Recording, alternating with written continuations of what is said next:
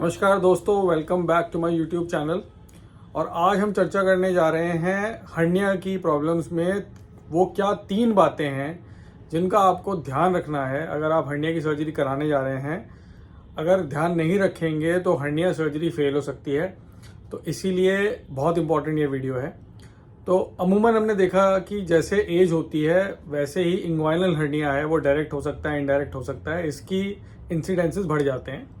और ज़्यादातर केसेस में, क्योंकि हर्निया एक सर्जिकल अप्रोच है, अगर हर्निया हो गया है तो ज़्यादातर सर्जरी करने की ज़रूरत पड़ती है। तो सर्जरी से पहले हमें किन बातों का ध्यान रखना है? तो नंबर 1 जो सबसे इम्पॉर्टेंट है कि अगर आपको क्रॉनिक कफ है, अगर आपको बहुत लंबी खांसी है जिसके कारण से आपको ट्रीटमेंट लेना पड़ रहा है, अगर वो खांसी ठीक नहीं हुई है तो ये बहुत इम्पॉर्टेंट है कि हर्निया सर्जरी से पहले वो खांसी ठीक होना, क्योंकि खांसी होने की वजह से हमारे एब्डोमेन में, पेट में दबाव आ सकता है, उसका प्रेशर बढ़ सकता है और हर्निया सर्जरी में जो मैश है वो अपनी जगह से हिल सकती है या वो सर्जरी जो है वो फेल हो सकती है। तो पहले इंपॉर्टेंट है कि अगर आपको क्रॉनिक कफ है या फिर अगर आप क्रॉनिक स्मोकर हैं, अगर आप स्मोकिंग करते हैं, आपके कंजशन रहता है, तो स्मोकिंग भी आपको बंद करना पड़ेगा करीबन 2 से 3 हफ्ते बिफोर सर्जरी, ताकि आपको आपका पोस्ट ऑपरेटिव पीरियड ठीक रहे और आपको ये समस्या ना आए। इसके अलावा नंबर 2 पे जो सबसे इम्पॉर्टेंट चीज़ है, जैसे मैंने बताया कि जैसे एज होती है हर्निया की प्रॉब्लम बढ़ जाती है, तो ये देखना बहुत ज़रूरी है कि आपको पेशाब की धार कमज़ोर तो नहीं हो रही है, आपको यूरिन रुक रुक के तो नहीं आ रहा है, आप यूरिन के लिए बार बार तो नहीं जा रहे हैं, आपका प्रोस्टेट तो नहीं बढ़ा हुआ है। अमूमन हमने देखा कि ज़्यादातर इस चीज़ को इग्नोर कर दिया जाता है। हर्निया के लिए आप गए, हर्निया सर्जरी कर दी गई, बाद में देखा कि प्रोस्टेट जो है वो बढ़ा हुआ है और यूरिन पास नहीं हो रहा, सर्जरी वाले दिन फिर कैथेटर लगाना पड़ता है। तो ये बहुत ज़रूरी है कि अगर आपको प्रोस्टेट की प्रॉब्लम है तो उस बात का आप जिक्र ज़रूर करिए अपने डॉक्टर से कि भाई हमें ये भी प्रॉब्लम है, क्योंकि प्रोस्टेट की क्लियरेंस होना ज़रूरी है।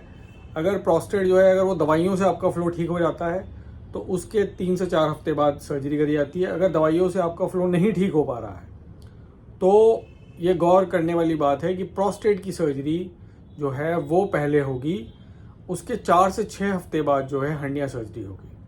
कभी कभी हमने देखा कि प्रोस्टेट की सर्जरी और हर्निया की सर्जरी एक साथ कर दी जाती है। इसमें भी पेशेंट्स को जो ऑपरेशन के बाद जो है दिक्कतें ज़्यादा आती हैं, तो अमूमन जो है गैप देना चाहिए, स्पेशली अगर लेज़र सर्जरीज हो रही हैं तो 4 से 6 हफ्ते का गैप होना चाहिए। पहले प्रोस्टेट सर्जरी होगी या प्रोस्टेट का ट्रीटमेंट होगा और उसके 1 महीने के बाद जो है हर्निया सर्जरी होगी। और तीसरा जो मुख्य कारण है वो हमने देखा है कि अगर आपको कब्ज़ की प्रॉब्लम है, अगर आपको कॉन्स्टिपेशन है, तो वो भी ट्रीट होना बहुत ज़रूरी है। क्योंकि जैसा कि हम बात कर रहे हैं कि अगर आपको खांसी है तो खांसी में भी आपका पेट में जो है प्रेशर बढ़ सकता है, दबाव आ सकता है मैश पे। ऐसे ही प्रोस्टेट में अगर आप यूरिन करने के लिए जोर लगा रहे हैं, एब्डोमिनल प्रेशर लगा रहे हैं, तो वो हर्निया की जाली पे जो है असर कर सकता है। जो मैश है वो अपनी जगह से खिसक सकती है, टूट सकती है, हर्निया सर्जरी फेल हो सकती है। ऐसे ही क्रॉनिक कॉन्स्टिपेशन है, अगर आपको कब्ज़ की प्रॉब्लम है और आपको जो है स्टूल पास करने में दिक्कत है तो आप वो भी डॉक्टर को दिखाइए। स्टूल सॉफ्टनर्स का यूज़ करना पड़ेगा, लैक्सेटिव्स का यूज़ करना पड़ेगा। जब आपका स्टूल्स नॉर्मल हो जाएंगे उसके बाद फिर ये सर्जरी जो है वो आप कर सकते हैं। तो 3 चीज़ें हमने आज बात करी। अगर आपको क्रॉनिक कफ है, अगर आपको कॉन्स्टिपेशन है, और थर्ड मोस्ट इम्पॉर्टेंट, अगर आपका प्रोस्टेट एनलार्ज है, आपको यूरिन की धार में कोई भी दिक्कत आ रही है, तो इन तीनों चीज़ों का जो है पहले आपको ट्रीटमेंट कराना है। बात करनी है अपने जो भी आपके यूरोलॉजिस्ट हैं, सर्जन हैं जो आपकी सर्जरी करने जा रहे हैं, हमारे यहाँ भी आप ये सर्जरी करा सकते हैं। निम्न दिखे हुए पतों पे आप बात कर सकते हैं। और अगर आपको ये वीडियो अच्छा लगा तो इसको शेयर कर सकते हैं, क्योंकि ये नॉलेज जो है जितना आप शेयर करेंगे उतनी ही बढ़ेगी और मिसकंसेप्शन कम होगा और मरीज़ ज़्यादा अच्छी तरह ठीक होंगे और उनके स्वास्थ्य में भी उनको लाभ होगा। नमस्कार, आपका दिन शुभ हो।